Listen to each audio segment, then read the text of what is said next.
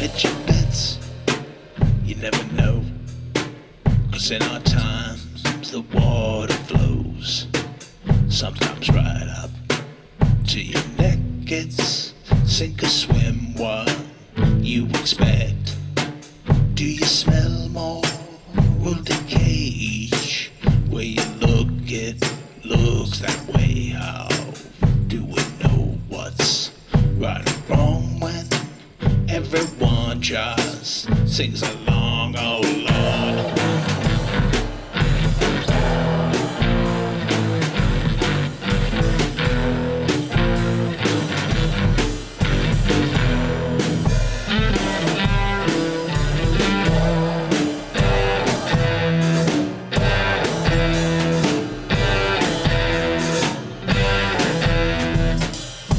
The song you heard at the top of the show was Hedge Your Bets by the Detroit Rebellion.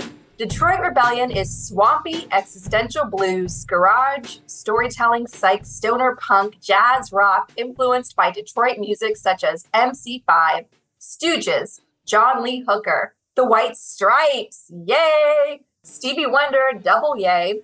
Detroit Rebellion started as a solo project. 10 plus years and 4 drummers later, is again a solo project. Detroit Rebellion is not from Detroit. The name honors the influential music of Detroit, as well as the Detroit Rebellion of 1967, an important but tragic part of American history. Jeff provided this statement about the song. I see a direct link between the decline of Western civilization and Western media, and that's what this song is about. We need more discussion of this in public forums. Media has tremendous influence over how we conduct ourselves as a community, and it's going in the wrong direction. I write to sing the blues. Creation for me is a struggle to make sense of an insane world, and there seems to be no shortage of material. We'll post a link to Hedge Your Bets on our social media feeds and in the show notes for this episode on our Patreon page. You can find more of the Detroit Rebellion's music on Bandcamp at detroitrebellion.bandcamp.com or detroitrebellion.blogspot.com. Thank you so much for sharing your music with us, Jeff. And to all the Gaslit Nation listeners who make music, who are artists, submit your songs to us. The fascists that we're up against. It's a global war they're determined to wage against us. That's why Gaslit Nation exists and Kremlin File, who is joining me today in this week's episode. So the most important thing we can all do is fight for our minds, protect our minds, own our power, and be creative in the face of all their destruction. So for that, if you have a song out there, share it with the world through Gaslit Nation. Submit your music to us. It's very simple, very easy, and we love hearing your work. It's beautiful, it's powerful. There's always a connection with the songs that we receive and what we're talking about on the show. It's just natural, it's organic, because we're all fighting the same fight together. We're all in this for our shared liberation. And art is an important power in the front lines of that. Art is survival. So please submit your music. Look for a show note. Look for a link on where you can submit your song at the very top of the show notes for this week's episode. Don't be shy. We love you. We love your music. Make art. Fight like hell. Own your mind. All right? And as part of that celebration, we are having a Patreon party for our subscribers. It's a follow-up to the Make Art workshop that I published back in November, where I shared my secret sauce of creating a screenplay, a movie from scratch, how to create a first draft of a script that reads like a third draft. It's my secret sauce. I go into this mindset every time I approach a new project, a creative project. And the behind the scenes of making the show, as Olga Lautman, who's here today with Monique Camarra, knows I've been writing scripts. I turned in 3 screenplays to producers in the month of January alone. Creative writing is, like Jeff wrote it with Detroit Rebellion, creative writing is keeping me sane right now. So if you want to join me for a follow-up to our Make Art workshop, I will be holding one live for our Patreon community. It will be recorded, and that will be on Thursday, April 11 at 7 p.m. Eastern. And you can come and workshop your projects. Ask me any old silly question. I'll bring my own silly old questions, and we will sort through our projects together and get our projects out into the world together. That's what it's about.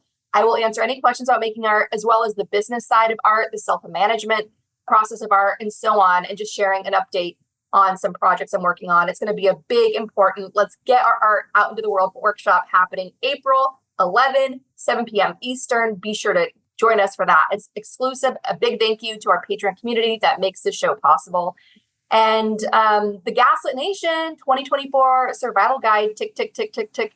The election's happening. We all need to do our part, or we will wake up on November 6th devastated, and everyone will be in the crosshairs of authoritarianism, no matter where you are in the world. Because if America falls, it's the domino effect all over the world for fascism.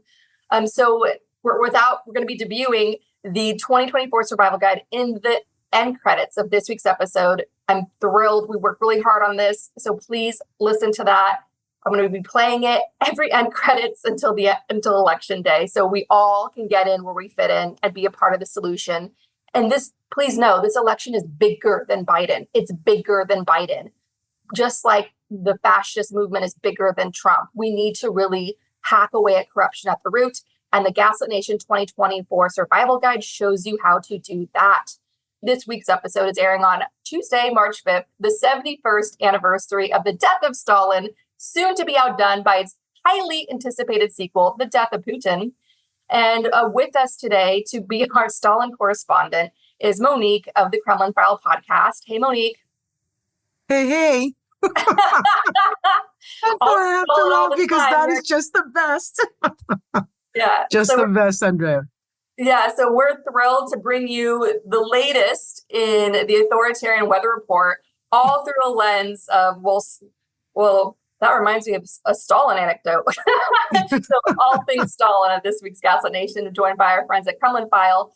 And if you want to track the machinations of the modern day Stalin movement, the KGB in the 21st century, the NKVD, the OGPU, whatever you want to call the Russian imperialist genocidal terror squad, you can check out Olga Lautman, Russian mafia expert extraordinaire, Olga Lautman's Tyranny Tracker, where Olga collects a diary of real events that happened during the Trump years to remind us all of the hellfire we were all bombarded with. Remember that feeling where the last thing you did before going to bed and the first thing you did when you woke up in the morning was to check Twitter to understand what that monster Trump in the Oval Office did that day, how close we were to a nuclear war, how close we were, which group of people were getting targeted, or which individuals having their life destroyed by his Twitter account, and so on. So Olga Lautman has an essential guide to that. It's Tyranny Tracker. It's a daily reminder to all of us of how bad the Trump years were, in case anybody needs a reminder, because there's too many people that are being cavalier with our very democracy right now. And we're going to talk about that. And I want to just give a special shout out, speaking of Detroit, with the Detroit Rebellion at the start of the show, Detroit native Terrell Starr of the Black Diplomats podcast was over last night, and we watched Killers of the Flower Moon, which we'll be discussing in a special podcast out before the Oscars this Sunday. I have to tell you, everyone listening, I waited for a very long time to see Martin Scorsese's Killers of the Flower Moon because I read some shallow, lukewarm review about it. And that's why I was like, okay, that's probably some Oscar bait film, whatever. No. Killers of the Flower Moon is one of the most extraordinary films I've ever seen in my life. It is, in my view, the finest work ever by Martin Scorsese. He leaves it all out on the field. This is like his monument to his entire body of work. It is a masterpiece. And it made me, just to give a metaphor of what it felt like watching Killers of the Flower Moon.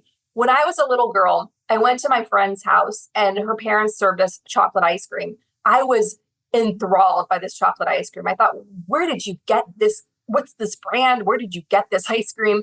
It turns out that it was just regular chocolate ice cream, and that my parents back at home were feeding me the sugar-free kind, which tastes like shit. The regular ice cream tasted extraordinary. That's how I felt watching Killers of the Flower Moon. Like, all the other films out there are like sugar-free ice cream. Killers of the Flower Moon is like loaded chocolate, real chocolate ice cream. It's the story of the Osage people and the insidious, the charming white devil genocide carried out by white supremacy, and how they charmed and manipulated the Osage in the early 1900s. And it just shows you the insidious machinery of genocide and runs on gaslighting. It is a mind fuck of a film that is artistically driven. Yes, it's 3.5 hours long, but that time speeds by where your stomach is churning, hanging on the edge of your seat. I urge everyone to watch Killers of the Flower Moon and bring a friend to watch it, It is, I can't say enough about it. And I will go on and on and on about this because it is so layered and it says so much about where we are today as a country. All right, my ladies, Kremlin File, the girls that keep me honest. All right, enough of that. I just did like 50 minutes of announcements. Now on to you. Tell us, how bad are things now? All right, Russia Mafia Barbie, Olga Lautman, you want to kick us off? You got Orbán visiting Trump at Mar-a-Lago. Orbán is holding a dictator summit at Mar-a-Lago with Trump, probably looking for more classified files that are floating around in like the pool filter. And they're having that dictator summit on March 8th, Women's Day, because of course, Orbán is openly influencing the U.S. election, making statements on how he wants Trump to win, claiming falsely that only Trump can end Russia's war in Ukraine. The last these two assholes met was at Trump's Bedminster golf course in August 2022 after the far-right Klan rally known as CPAC, which is sort of like the unofficial Republican National Convention. So Orbán is very much breaking laws, breaking international norms by weighing heavily his thumb on the scale in the 2024 election, as dictators backed by Russia like to do. It's important to note that Orbán, his government was just rocked by a big old sex scandal where someone in his government pardoned a government institution that was... The president. Yeah, the president covered up. Yeah, basically. Covered up a pedophile ring, and that got leaked, and that they discovered that there was big pushback against that. And that story is important. Orbán's pedophile scandal in Hungary is important. This is a reminder to all of us that QAnon, the big disinformation operation, basically painting the Democratic Party elites and their financial backers like George Soros as a pedophile mafia.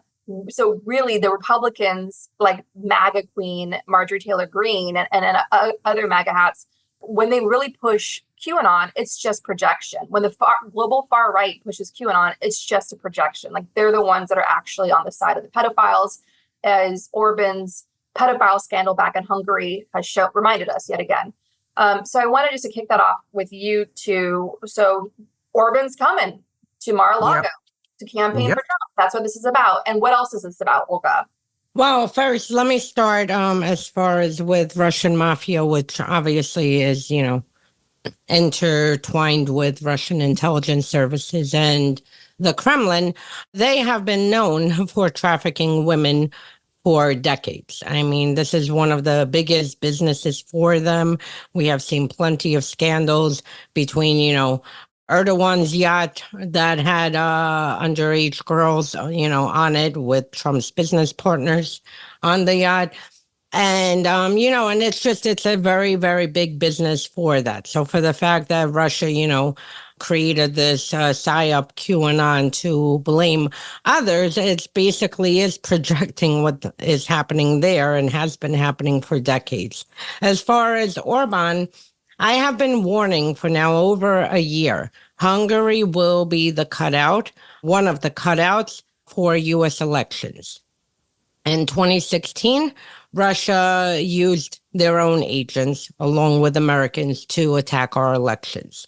In 2020, Russia used their agents in Ukraine to attack our elections and fabricate information, bullshit on Hunter Biden.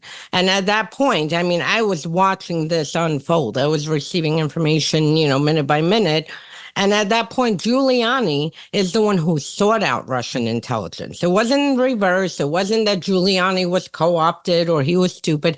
He actually went to Ukraine to seek out the help of Russian intelligence in order to attack our elections in 2020, which we see was the basis for this impeachment, which fell apart with the Smirnov indictment. 2024, Russia cannot use their own agents because, it's much more difficult to move, although they've picked up speed on that.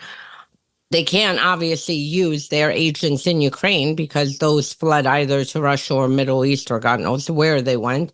So they're going to use Hungary to move the money and to, have all these back channel deals and whatnot. This is what I suspect, and I've been warning about it. I've been seeing signs about it. We saw the Heritage Foundation, who was, very against Russia. They were Russia hawks. Suddenly now, like over the past year, after they got a donation from a think tank, Orbán's think tank, suddenly they changed their tune. And now they're, pro-Russia seizing whatever amount of territory that Ukraine wants and whatnot. At the same time, the Heritage Foundation also a few months ago organized a meeting and had Republicans with Orbán operatives to try to stop aid in Congress for Ukraine. So we can just see these are just the beginning signs that's been happening over the past year and a half.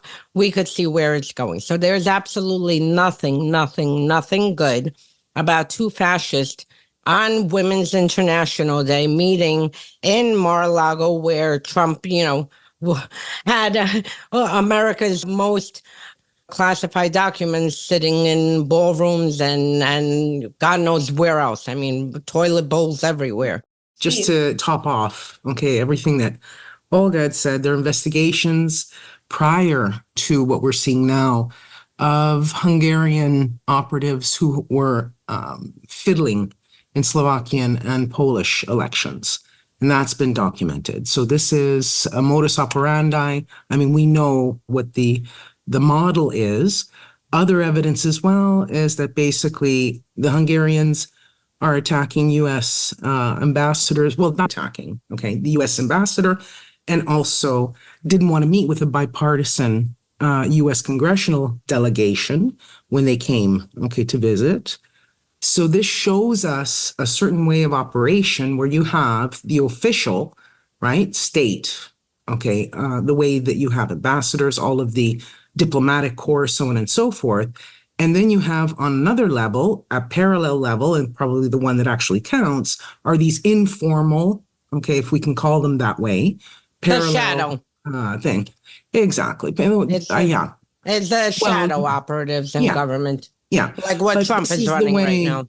Exactly. That was my point. So basically, this has always happened in Soviet history, for example. Just to throw that in there, on top of all the state organs, they had parallel organs, right? All through like the security services, so on and so forth. And also those that stretched out into the world. That was what I wanted to add on that one. It just goes really back to seeing how these authoritarian states and leaders put aside all democratic processes and ways that they're supposed to be meeting publicly, openly, so that their publics can understand what's going on. Instead, they're doing things behind, on binary, tracks and channels.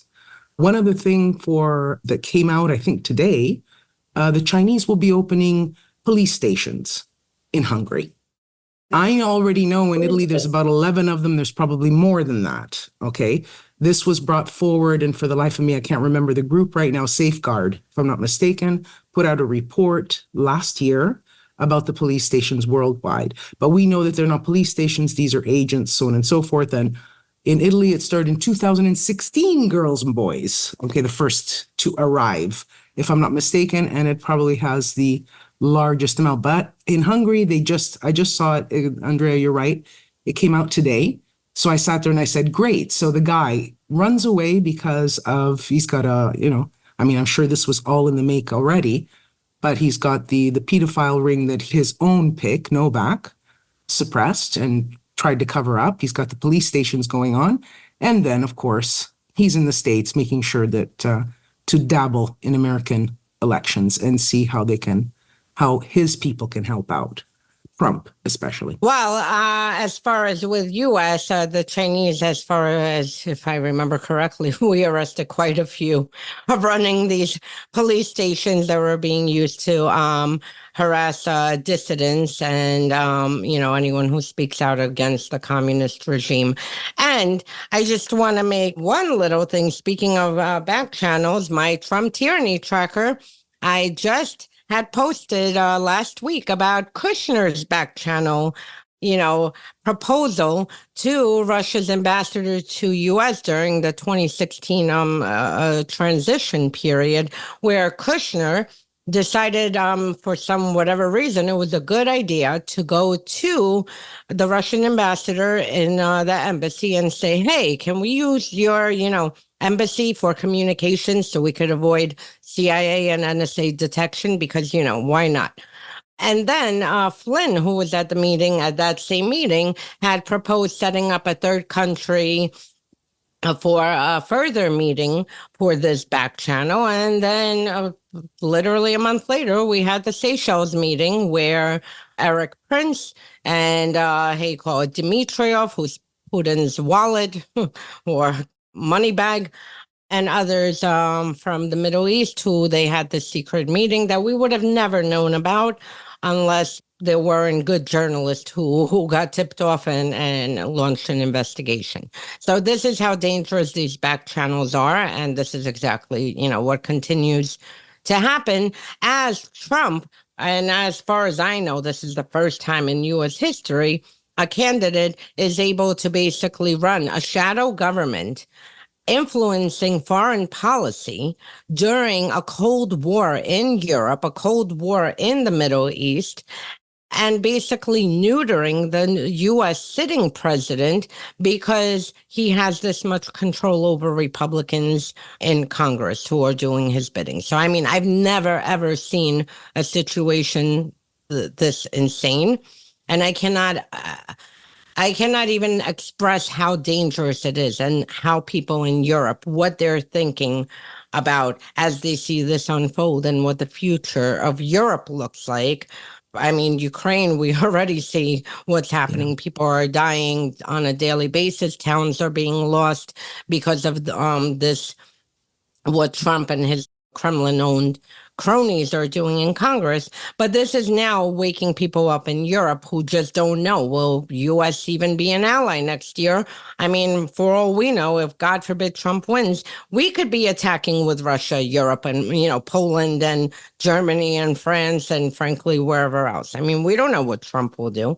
If Trump becomes president and he decides that he wants to denazify Ukraine alongside Russia, will the U.S. military, will our men and women in the military listen to him? Will they then go to war against Ukraine? That's a great question. We don't know, but I can tell you that there is enough in the military, as we saw over the past several years, that have been, exposed as Trump loyalists. Also, Trump has, if we remember, and again, why I did this Trump tyranny tracker, because media seems to be whitewashing everything Trump did. We had Eric Prince, who runs was running one of the most deadliest mercenary groups on the level of Prigozhin's Wagner group, who was part of Trump's, unofficially part of Trump's transition team and involved with the Trump regime. So, between, groups of forces that Trump can use who might execute these orders along with these mercenaries, we just don't know. It can really happen.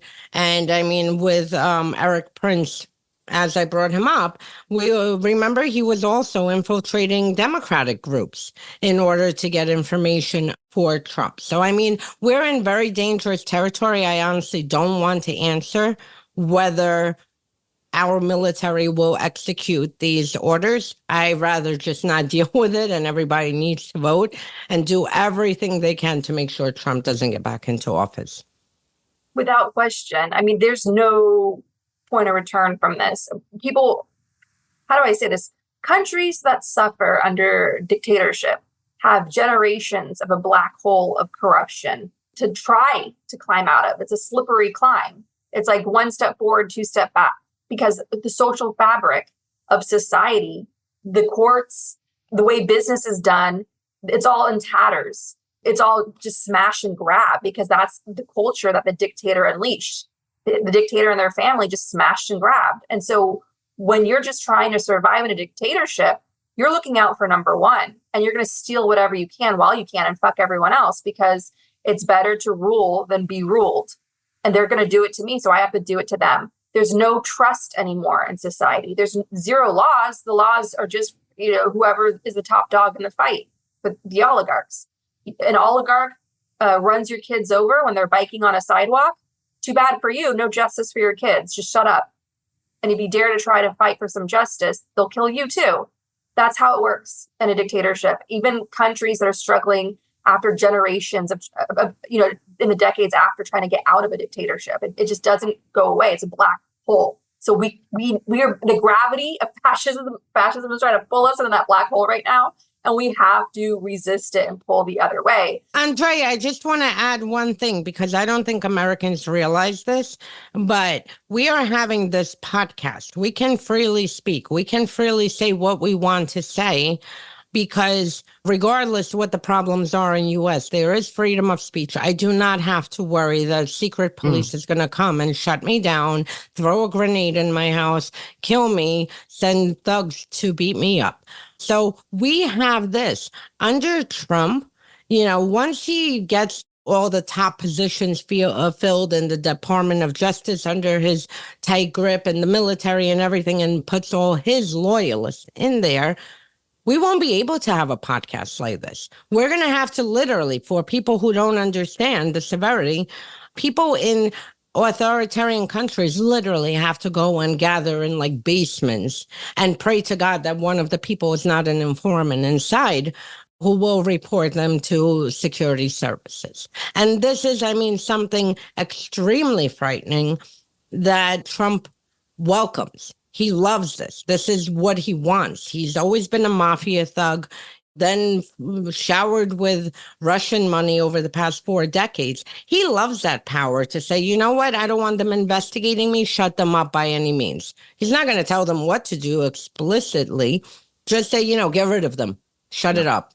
And that's it. And then the person ends up dead. We don't want this. Stalin, and you know what? He's already... Stalin called them the enemy of the people. That was Stalin, who was one of the big originators of the enemy of the people term, which Trump repeated often as president.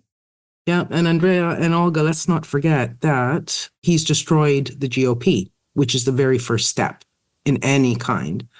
You destroy the party from inside, get rid of all the opposition, left, right, whatever it is. But the first is the party itself. The GOP is unrecognizable. We look at it from over here and we just say, well, what the hell happened? And that was an erosion from inside.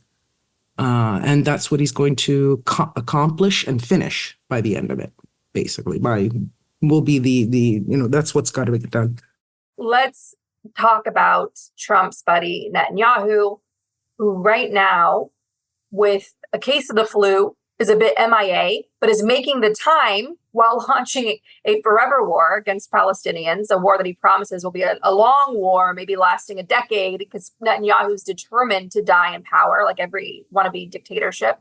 And Netanyahu is really pushing the courts, pushing back against the corruption cases against him to try to delay those cases, delay, all that whole process to try to hold him accountable for his corruption until after his forever war, which just gives him incentive to continue the damn war. And on top of that, he's trying to block witnesses against him and so on. So Netanyahu, not making any time to get much needed aid to the Gazans, of course, who are facing a Holodomor style famine, but also, just thinking about himself first and foremost, like any narcissistic, sociopathic wannabe dictator. And that's why he and Trump and the Kushners are like literally in bed together, like he full on stayed at the Kushner's home back in the day. So what's happening now is Netanyahu's coalition of far-right extremists, terrorists, are keeping him in power. They're in shambles, obviously, like deeply dysfunctional as any dictatorship are. And you have Netanyahu's opposition, like Benny Gantz, who is the former Minister of Defense and the former Deputy Prime Minister, the leader of the opposition, taking an unsanctioned trip, which Netanyahu's howling about, to Washington, D.C. to meet with Vice President Kamala Harris, who just at the Alabama commemoration for the march there, the big bridge massacre of the civil rights movement, she called for a immediate 6-week ceasefire. There's some celebration over that, and there's also some pushback saying that's that's already been called for in so many ways with this Biden administration. And so Gantz is going to meet with her this week, as well as Biden's national security advisor, Jake Sullivan, and maybe even Biden. Biden might, open the wrong door of an office and go, "Oh, you guys are meeting here? Oh, good to see you, Gantz. Nice. Thanks for stopping by."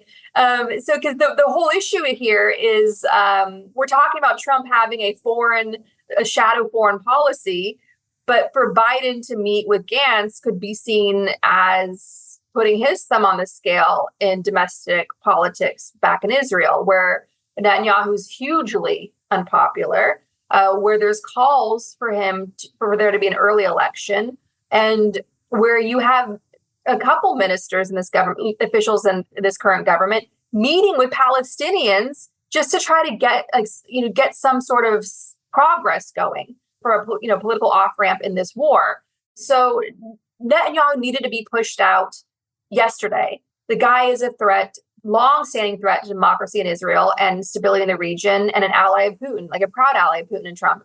So what do you think of this Gantz visit? What hope is there?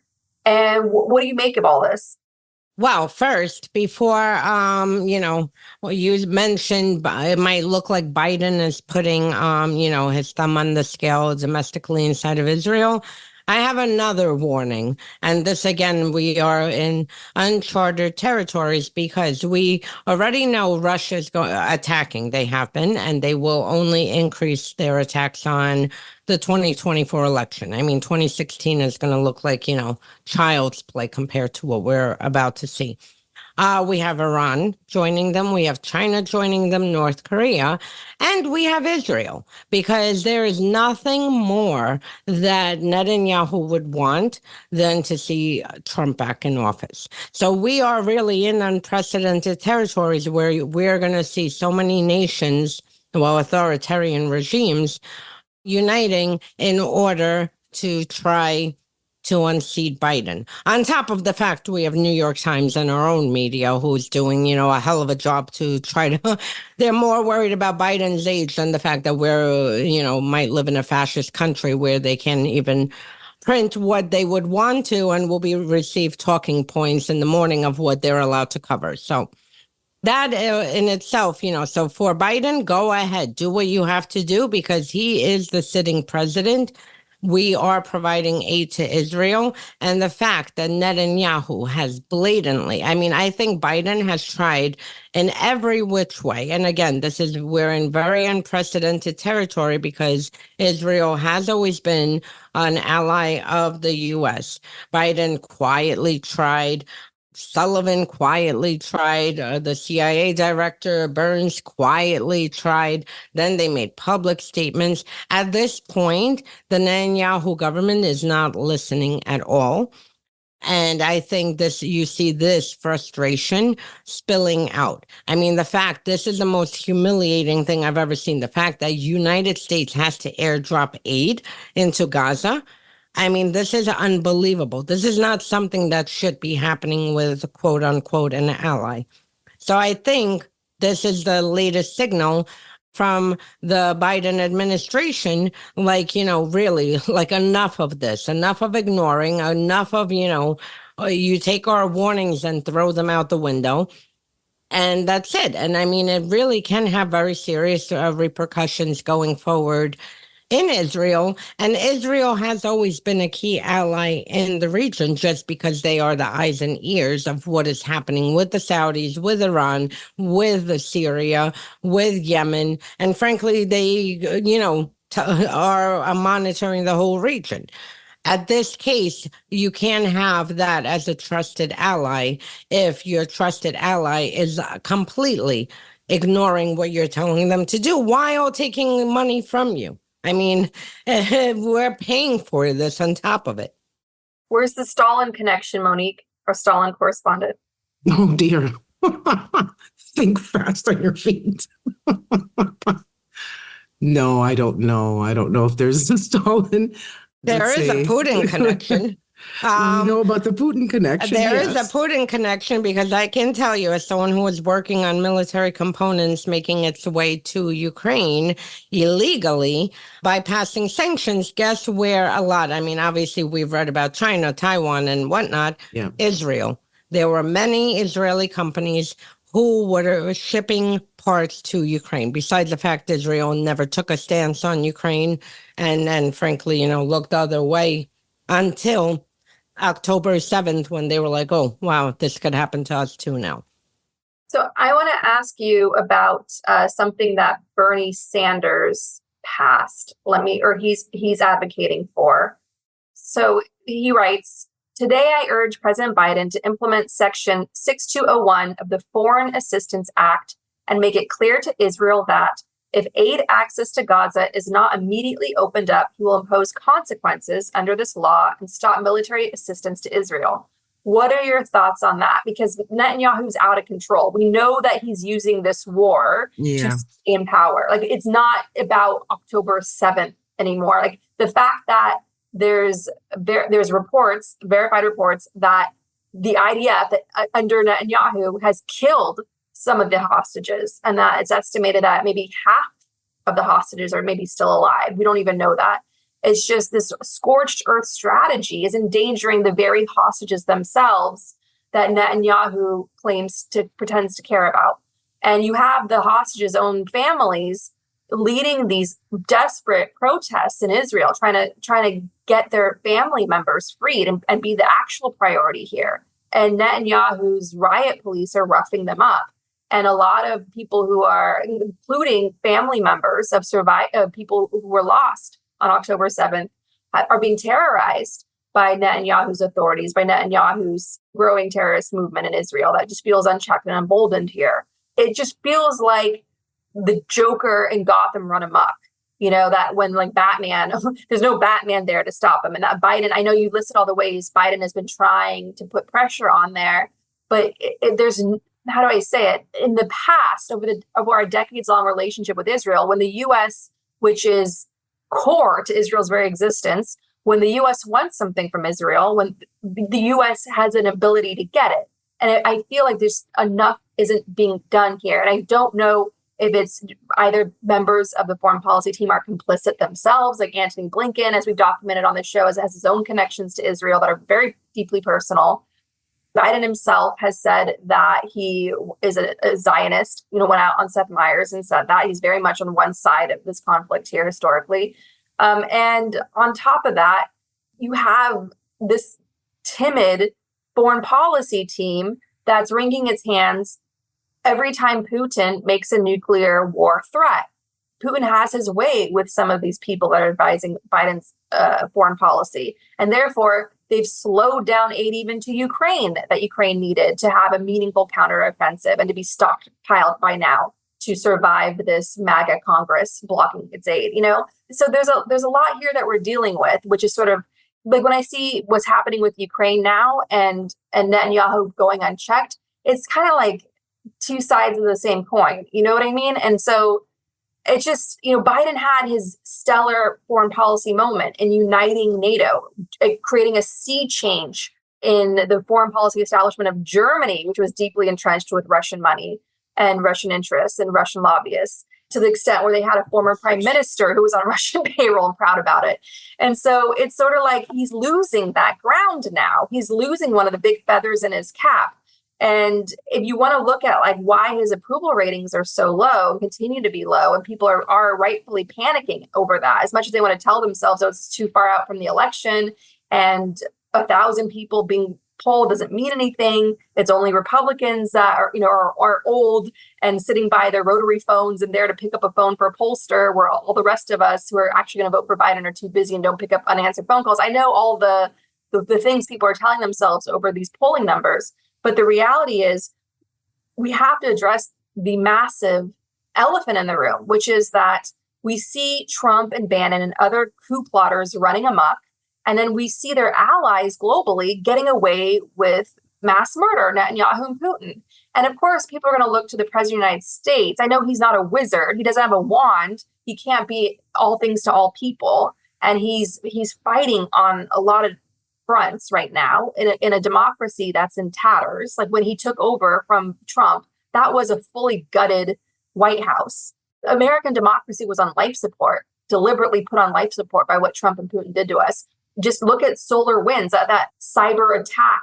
That was like a Pearl Harbor cyber attack against key American infrastructure and corporations that Putin unleashed in the 2020 election to go with, Trump's January 6th violent attempted coup. American democracy was on life support. And so Biden had inherited a lot. And I understand that, I recognize that. But there needs to be sort of, how do I say this, more executive actions being passed and enforced just to protect us on the domestic front. There's more that can be done there. Merrick Garland is a big political liability, dragging down Biden's approval ratings. And then you have Ukraine being kind of left out high and dry, and then Netanyahu just being unchecked. What I'm saying is, it seems that Biden and his core team, they've showed us they could do extraordinary things, as they did with uniting NATO in those early hours of the total war by Russia and Ukraine, but they haven't made any grand sweeping efforts since then. And in fact, it's not so much Biden's age that I think when people complain about Biden's age, which is a bullshit meme on par with Hillary Clinton's emails, I think what they're really saying is, where's the boldness? Desperate times require bold action. Where's the boldness? Well, I'm going to leave, let's say, the first comments to Olga, because the two of you are American and I'm not. So I like to add maybe to some thoughts that you have. I agree. Okay, Andrea, I would have liked to see a little more action, but Olga, what's your first thoughts? Look, it's very natural to blame Biden for this, and trust me, I agree. I yank my hair out too with the foreign policy we have.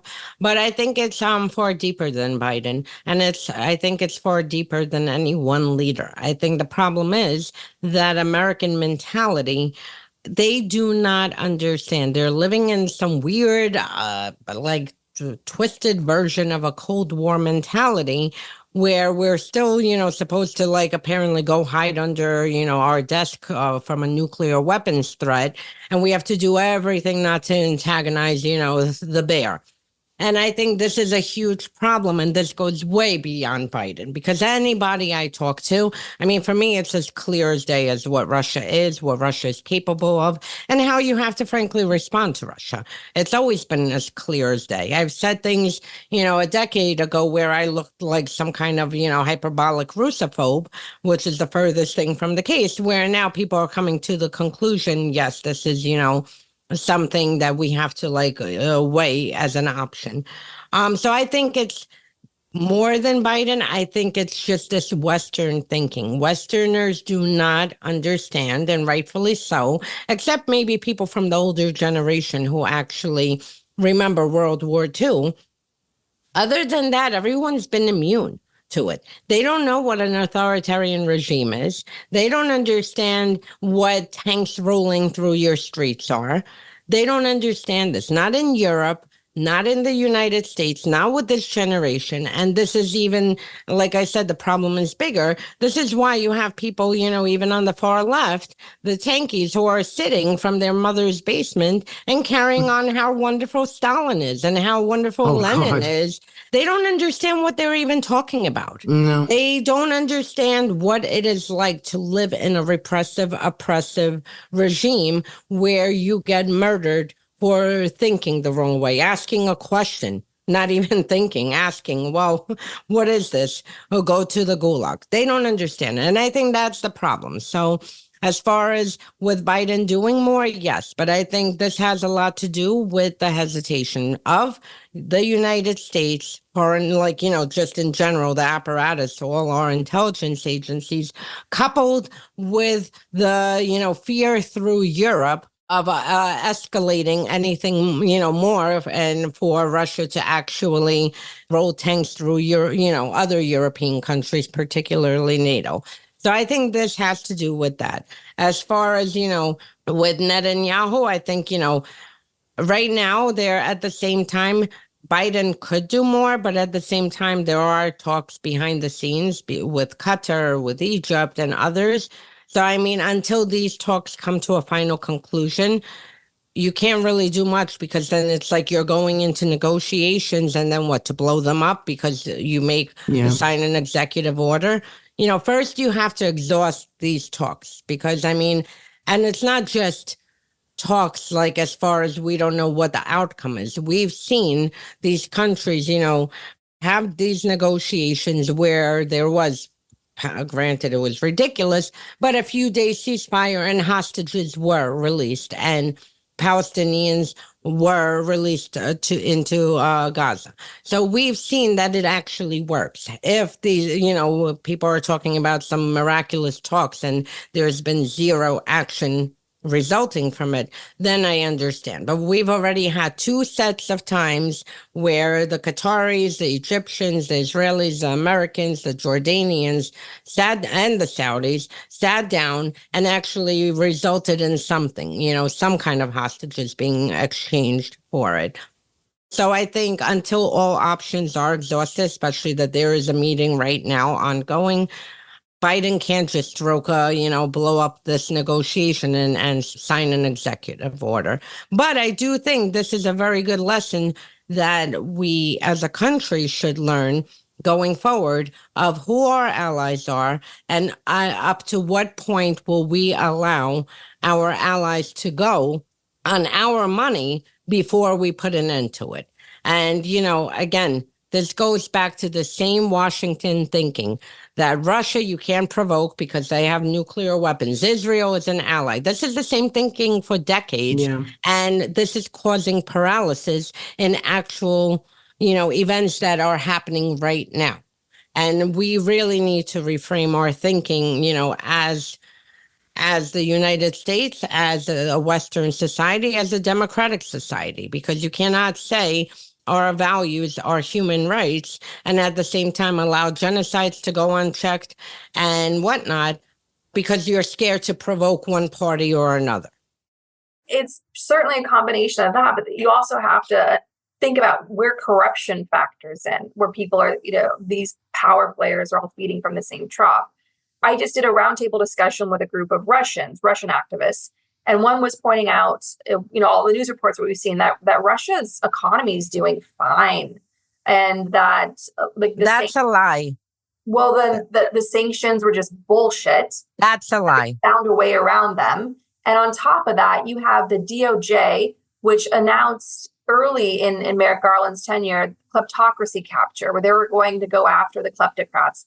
And you think, okay, this is an important front line in the war against Russia's genocidal global terror. They basically had 3 campaigns so far. And on top of that, you have all of this massive war chest of seized Russian oligarch money that's just sitting there, and they're wringing their hands over how much of that should go to keeping Ukraine afloat. And on top of what Biden could be doing to push faster with Netanyahu is slaughtering children, tens of thousands of civilians in collective punishment, which is a war crime in Gaza. And kids are being starved to death, which is one of the most painful, excruciating ways to die. And what Biden could be doing, he could be passing sweeping sanctions, as he did, of a handful of terrorists who are causing West Bank violence that has been racking up for years in recent years. So there's a lot more that Biden could be doing. There's no, how do I say it? It's all carrot and no stick, to the point where it's they're complicit. They're complicit. And then I'm not alone in seeing that. I'm seeing Ukraine being left high and dry, and I'm seeing Palestinians being left high and dry, and I'm seeing that Israelis that believe in democracy being left high and dry. And there's a vacuum of power right now in the world under U.S. global leadership that I haven't seen since the Obama administration. And it's incredibly troubling. That I agree with you. I'll push back on one of the points you made as far as capture and, as far as that. People don't understand. They think, they want an indictment because something looks like it is on the surface, and they want an indictment yesterday. That's it. If we follow that system, we will be Russia, where someone says, oh, look, this person looks guilty. That's it. Go arrest him. And that's that. These investigations, if you ever read a Department of Justice investigation, this is not some shit thrown together in a minute. This is very meticulous work with no political pressure, no global pressure, nothing. It is just purely following the facts, following the evidence, following the account numbers, following the shell companies. And I mean, these type of investigations take time. I mean, I work on smaller investigations, and sometimes it takes, several months to actually get a picture. And then not only that, you need to make sure these investigations are rock solid and ready for prosecution, because the United States Department of Justice is the gold standard in the world. I mean, if a French court rules something, people are like, who did they buy? If the Department of Justice rules something, this is very serious. And there's there's a reason behind the fact that now people are worrying about secondary sanctions in India, in Turkey, and United Arab Emirates, and other countries, because they see, no, we don't want to get caught up in this U.S. Legal system, because then this is going to screw us. So this is the only thing I will push back on, because it takes time. They have been following the oligarch money. There are constantly investigations. I checked the Department of Justice homepage and the klepto capture. They are going after sanction evaders. They just arrested a few weeks ago 2 of Kostin. He runs one of the biggest banks in, which is like a cover for security services. He runs one of the biggest banks in Russia. They arrested 2 of his associates in U.S., actually through the klepto capture. So they are doing their work. I mean, and then you have, and that's how it should be. The Department of Justice should work without political pressure, without civilian pressure. They should work based solely on the facts and whatever it takes to, get the proper authorization to listen, to phone calls, to tap cell numbers, to intercept communications. They need to go through proper channels through the courts to, make sure that they present enough evidence to get this. As far as the money being tied up, I agree 200%. I don't understand what we're doing. They keep signaling, yes, we're going to move the money. I think U.S. actually already started taking steps in moving the money towards Estonia, Europe. But the thing, what people don't understand, they think U.S. says it and we're like, just that's it. I mean, we still have to deal with Europe, and Europe is not one blanket. Europe, you have countless of countries. Each country has their own interests. Some say, yes, take that seized money, give it to Ukraine. Others are like, okay, well, this will set a bad precedent for the future, because if we just do it in this situation, that means in the future we're going to have to take people's money and start, handing it out. So there's a lot of concern. And just because U.S. says, yes, it's a good idea, doesn't mean that everybody drops everything they're doing and jumps along and says, woohoo, our parent told us yes, and that's it. I mean, this is not how it works. And we have, very complicated, discussions happening behind the scenes between United States officials, European officials, and then you see the whole shit show happening in Germany. Right now, Germany is pretty much holding everything back for everyone, besides a scandal that is breaking that Russians are like popping champagne bottles over with the intercepted leaks. On top of that, they're hesitating with delivering long-range missiles. They don't want to do this. They're doing, so it's a bigger problem. But yes, I do ultimately agree. Biden can do more, should do more. And I'm the first to scream about it. His foreign policy and Americans to begin with, because Obama, under him, Russia basically walked in, took 7% of a country, and it was like, okay, next, no one even cared that this happened. Georgia lost, almost 20% of its territory? Nothing. Yeah. No response from us. Syrians, Russia helped Assad massacre over 500,000 Syrians, 0 response. Well, we had a bunch of red lines that were apparently invisible because Russia kept hopping over them and no one did a thing. And then the most important, the U.S. election. The U.S. government knew that Russia was in the process of attacking us in a very sophisticated, multifaceted attack to get Trump into office. The fact that we were worried what McConnell was going to say instead of protecting U.S. national security, that is one thing I'll never be able to answer. Well, listen, my friend, I have to say, it's like, I hear you on all that. And in terms of the DOJ, like I have a friend, as you know, who's a federal prosecutor. So I know how tirelessly our federal prosecutors are working. And I know that the U.S. government does include a lot of patriotic men and women who are fighting the good fight, and they're underfunded doing it. And they're up against deep pockets, and it's tireless, thankless work. That's real. That exists. But I do have to say, when you have Germany, which went from being incredibly, how do I say it? Like the big disruption that Biden led in Germany was huge. It cannot be overstated. And he woke up Germany, and Germany had to confront itself, face itself. But now that you have Germany that is feeling emboldened to go back to its old habits of being in the pocket of Russia. That's the SPD. Well, the Greens want, in fact, there's a big discussion going on now that remember that they've got a coalition government going on.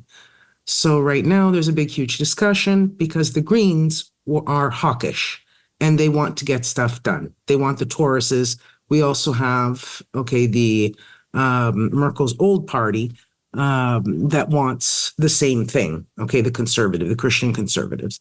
So basic Christian Democrats. So this is what's going on. It's the SPD that's the big problem, which is Scholz and his party and all of the people that are in, so many that are still with historic ties, to Russia. Now, this is unprecedented. What I'm getting, from this discussion is that what we're living now is absolutely unprecedented. Let's put the Second World War aside. What we're living in this moment hasn't been triggered, since the Second World War. This is what we're up against. People with a historic memory of that time understand what the hell is going on and what needs to be done. Our systems, all of our international systems, democratic, that are based on rules and international norms, we've followed them and we're used to following them.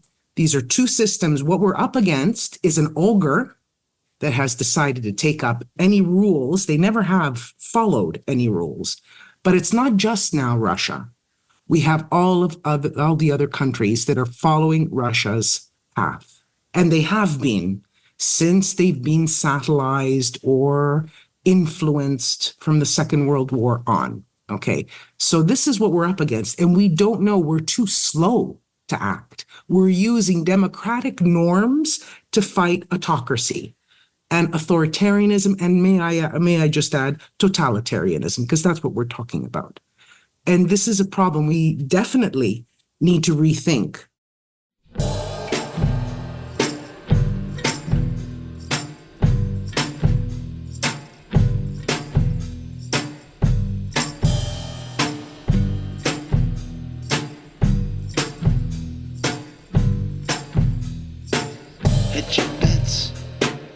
Never know, 'cause in our times the water flows, sometimes right up to your neck. It's sink or swim, what you expect. Do you smell more wilted cage? Where you look, it looks that way. How do we know what's right or wrong when everyone just sings along, oh Lord?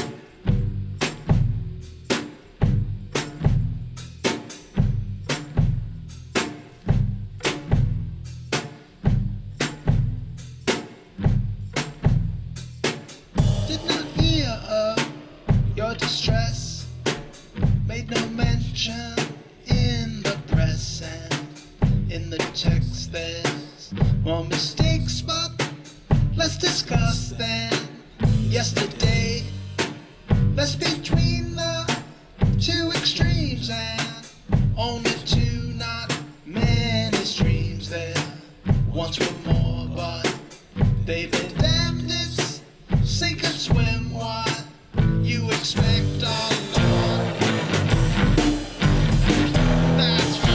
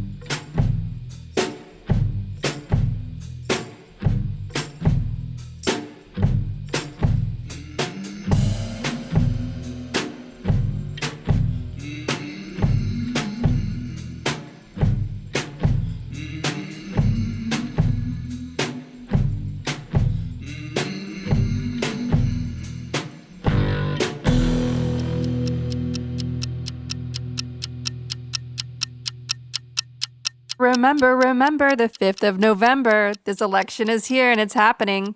And it's bigger than Biden. We have the chance to hack away at corruption at the root by building our power at the all-important state level, where crucial quality of life issues, from voting rights to environmental protections to LGBTQ plus rights and more, are decided. Karl Rove ran the same strategy for the GOP during the Obama years, laying the groundwork for Trump to come to power in 2016. Now we're reversing this dangerous trend, securing key victories in swing states to protect our elections and advance progressive laws in states like Michigan and Wisconsin. Yes, even Wisconsin. Another world is possible when we unite and build together. Here's how. Join me, Andrea, at State Fair, a giving circle that collects small dollar donations among friends and family to build big power in key states. If 1,000 Gaslit Nation listeners set up a $5 recurring monthly donation, that's $5,000 we're sending to turn so-called red states purple and so-called purple states blue. Some of the races we've supported won by only a few votes. And we flipped the House in Pennsylvania, flipped the entire House, all right? Elected like 12 new people, massive. And they have a crazy, extra crazy Republican Party in Pennsylvania. And that's what we did together through States Project. Thank you. Your $5 monthly donation will make a huge difference. Join me and my friends at State Fair today. You can sign up at gaslitnationpod.com. Just click on the 2024 Survival Guide on our homepage. Step number 2, are there any young people in your life, Gen Z or younger? Give them the gift of the excellent book, Run for Something, a real talk guide to fixing the system yourself. It helps people of all ages run for office. So if you're thinking of running for office, be sure to read this inspiring and practical guide.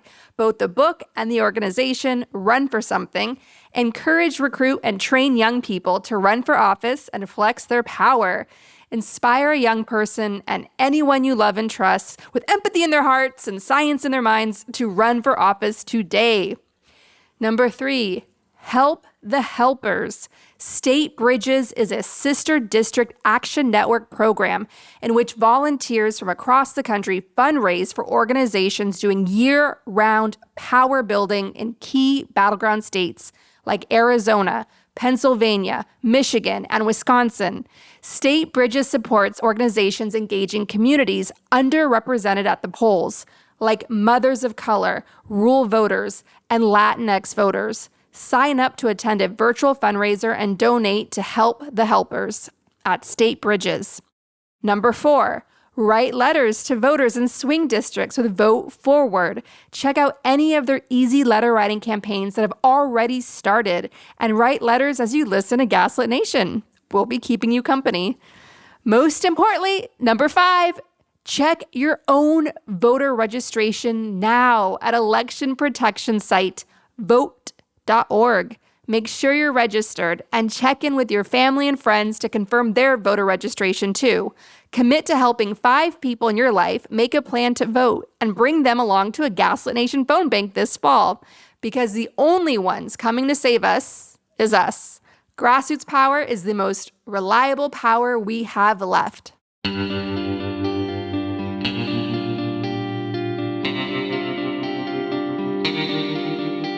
Our discussion continues, and you can get access to that by signing up at the Truth Teller level and higher on Patreon at patreon.com/gaslit.